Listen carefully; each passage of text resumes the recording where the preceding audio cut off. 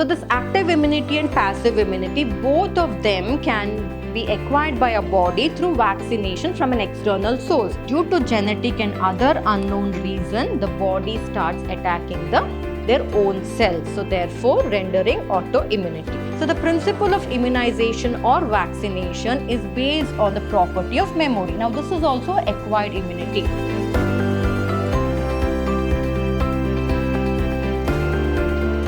Hello everyone, a warm welcome to this session, that is session 4 for chapter 7, Human Health and Diseases. So in the previous session of this chapter, we had learnt about acquired immunity and innate immunity, the structure of antibody and also the acquired immune responses in a body. So in this session, we will learn about active and passive immunity, wherein we'll take the example of vaccination and immunization. So talking about immunity. So what is immunity? Immunity is nothing but the number of the responses that are produced in a body against a specific antigen to protect our body from those antigens. So that is immunity. So in immunity, we have a active immunity and we have passive immunity. So talking about active immunity, so when a host, that is when our body is exposed to antigens. So what do you mean by antigens? Antigens are those foreign bodies. So when I say foreign means it is something that is coming from outside, right? So those foreign bodies which can be pollutants, which can be allergens, which can be infectious agents or pathogens, when they enter into a body, antibodies get produced in a body. And this type of immunity is called as active immunity. So what is active immunity? When an antigen enters into a body, the antibodies that gets produced in a body against that particular antigen, we call it as active immunity. So active immunity is slow. Why? Because it depends based on memory, right? It depends based on memory because an active immunity is also called as adaptive immunity. And it is based on memory because first we need to get the primary response and then the secondary response needs to happen if active immunity needs to get rendered in a body. So therefore, active immunity is slow and it takes time to give its full effective responses. And injecting the microbes deliberately during immunization or infectious organisms gaining access into a body during natural infection induces active immunity. So we get active immunity. So for active immunity to become alert in a body, first we need to be exposed to an infectious agent. That infectious agent needs to enter into a body either through the environmental source or it can deliberately given into a body in the form of vaccinations or immunization. For example, again, because you all have taken the corona vaccines, you will be familiar with that. So that is why I am taking this example. So corona vaccine, it renders active immunity in our body. Why? Because that vaccination, it contains the inactive particles of the virus which is given into a body. So now that is also foreign agent that is deliberately put into a body in the form of vaccines, right? So our antibody will get mild fever, cold and all that, but will not get a major symptom because it's an inactive virus. So that is why. And against that, antibodies will be produced. That is primary response. Now, when we are exposed to the same live pathogen that is there in the environment, that is the same live coronavirus, then secondary immune response will get produced. So therefore, because of that, active immunity is a slow process. It takes time. Now talking about passive immunity. So passive immunity is nothing but ready-made antibodies. So here, to make you understand, I gave you the example, that is injecting microbes deliberately. I gave you the example of coronavirus. So next, talking about passive immunity. In passive immunity, an inactive form of the virus is not given into a body, but in passive immunity, directly antibodies for that specific pathogen itself is directly injected into a body. So that is called as passive immunity, where ready-made antibodies are directly injected to the body to protect against that particular foreign agent. Say for example, colostrum. So colostrum, what is colostrum? Colostrum is nothing but the light yellow colored milk that is secreted right after childbirth from the mother's nipples, right? And that contains a lot of antibodies which the child needs to consume, which the baby needs to consume, because the baby will get a lot of antibodies inside the body. So therefore, it needs to consume this particular colostrum. So colostrum means directly the baby is being given colostrum through the mother's milk. That is nothing but through breastfeeding. It is given to the baby, wherein directly antibodies will be entering into a baby. So therefore, colostrum is one of the best example for passive immunity. And apart from that, when the fetus, that is the baby inside the mother's womb, that time also directly antibodies will go to the fetus, will reach the fetus through the placenta of the mother. So therefore, that is also one of the example.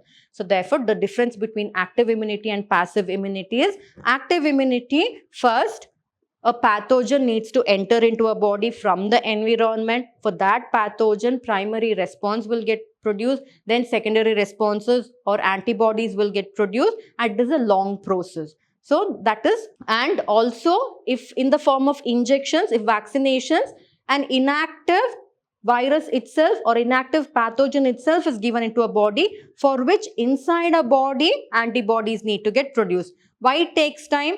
T lymphocyte should become active. The T lymphocyte should judge what type of pathogen it is. Then it should alert or act on the B lymphocytes and then make the B lymphocytes to produce the antibodies. It is a time-consuming process. But in the case of passive immunity, for that particular antigen itself, directly antibodies are injected into a body. So that is the difference between active immunity and passive immunity. So this active immunity and passive immunity, both of them can be acquired by a body through vaccination from an external source. That is, through acquired immunity from an external source, that is by vaccination and immunization. So what is this vaccination and immunization? On what principle it works, we will look into. So the principle of immunization or vaccination is based on the property of memory. Now this is also acquired immunity.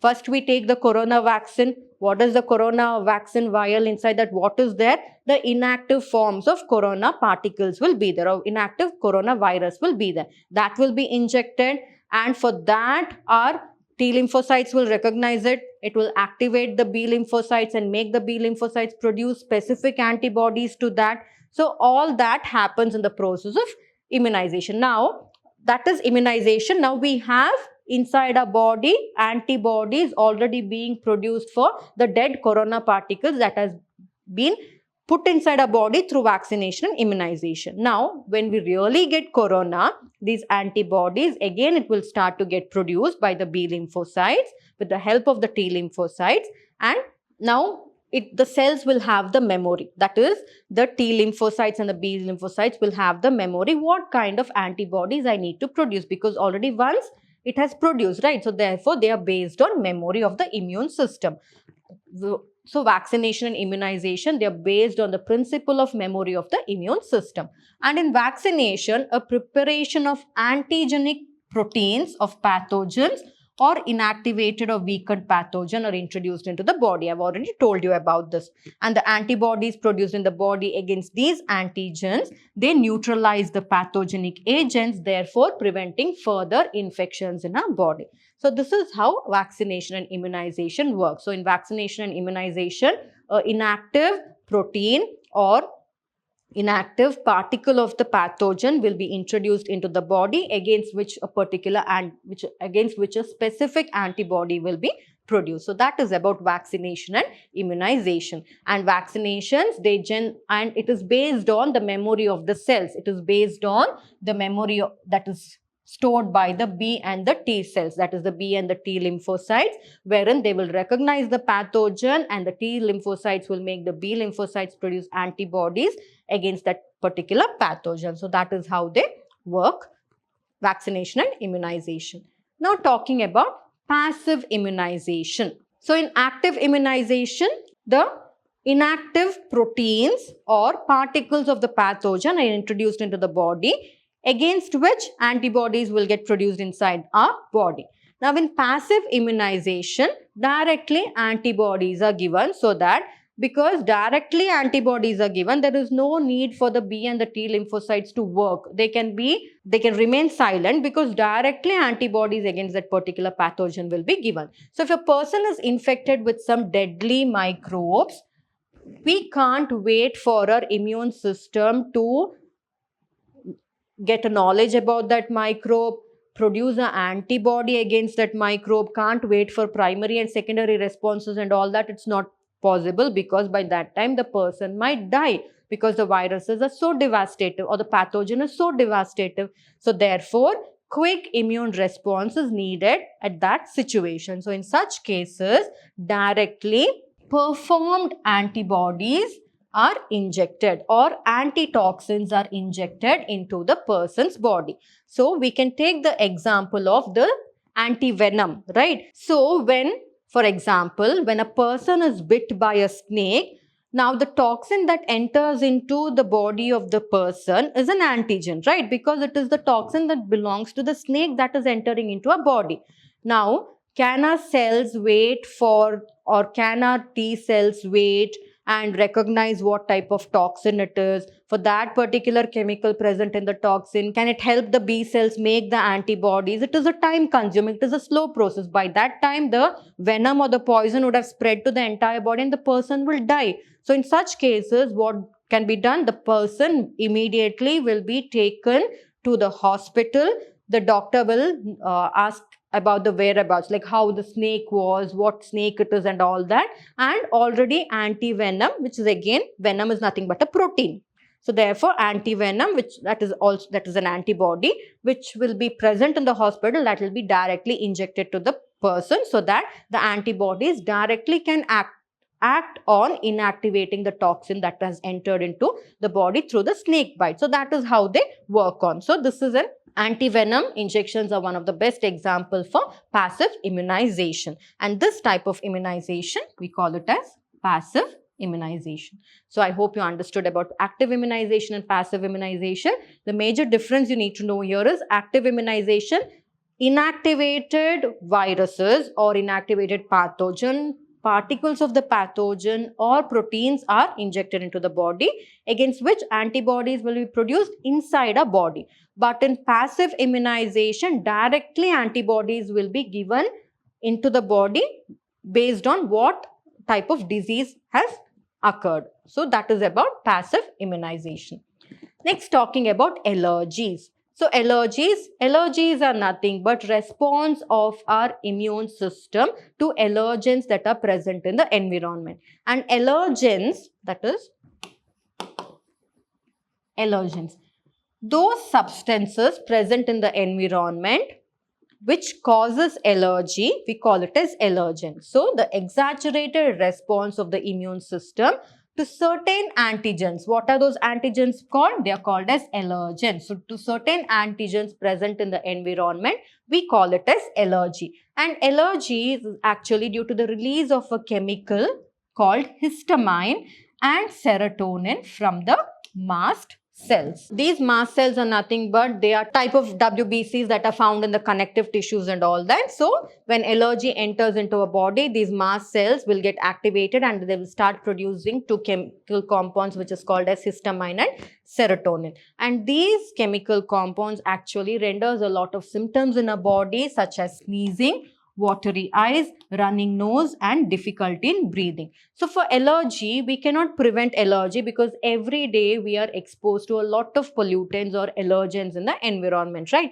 So there is a treatment which is called as antihistamine. So antihistamine means it acts against the mast cell, therefore making the mast cell not produce any histamine. So if histamine is not produced, then symptoms will not be there. Only thing is, it is not that it will protect you from allergy. The allergen will enter into a body, but you can get rid of symptoms to a certain extent. So that is how treatment is done, by the use of drugs like antihistamine, adrenaline and steroids, which quickly reduces the symptoms of the allergy. It cannot cure the allergy, but it can reduce the symptom of the allergy. So therefore, this is about allergies. And as I told you, the substances to which an immune response is produced are called as allergens. So the substances causing allergy against which an immune response is produced, we call it as an allergen. And the antibody that gets triggered or produced during an allergy is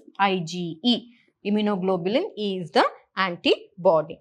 And some of the examples for allergens are mites in the dust, that is small, they look like lice. So those mites in the dust, the pollen grains, and also the flaky skin or animal dander or the animal hair, they also can cause allergies. Next, talking about a term called as autoimmunity. So auto means self, right? Immunity. The immune cells which destroy our own cells present in a body, we call it as autoimmunity. So they are also memory based acquired immunity, and it is seen only in higher vertebrates, that is in humans especially, wherein a body will lose the ability to differentiate between foreign bodies. So what is the function of the immune cells? Only to detect the foreign bodies and produce specific antibodies against those foreign bodies, right? It will not produce antibodies against our own cells or own organs, right? But in this case, a person suffering from an autoimmune disorder, say for example like rheumatoid arthritis, there what will happen, our immune cells itself will start attacking our own body cells. So that is called as autoimmunity, because the immune cells will not be able to differentiate which is the foreign body and which is our own body. So the basis for autoimmunity is higher vertebrates can distinguish foreign molecules as well as foreign organisms, and this autoimmunity usually happens only in people who have a genetic disorder. That is, due to genetic and other unknown reason, the body starts attacking their own cells. So therefore rendering autoimmunity, and this results in damage of the body, and it is called as autoimmune disorders. So sometimes people will be suffering from autoimmune disorders and we will not know about it at all. Only when it reaches the extreme cases and we go for diagnosis and all that, we will get to know about it. So one of the best example for autoimmune disease is rheumatoid arthritis. So rheumatoid arthritis usually affects the joints of the fingers, the toes and all that, resulting in twisting of the fingers and all that. So the shape of the fingers and all that gets distorted. So that is rheumatoid arthritis. Here what happens? Our own immune cells will start attacking the joints and all that, creating that deformation of the joints in the fingers, toes and all that. So that is about autoimmunity. So this was about the session wherein we learned about active and passive immunity, and we got to know the differences. We also learned about vaccination and immunization, on what principle they work, and also we learned about a term which is called as autoimmunity, and also we got to know about allergies and allergen. So in the coming session, we'll learn about the immune system in the body, wherein in a body there are organs which are called as lymphoid organs, under which a lot of cells, they render immunity to a body. So what are the different types of lymphoid organs we'll study in the coming session. So see you in the coming session with this topic. Thank you.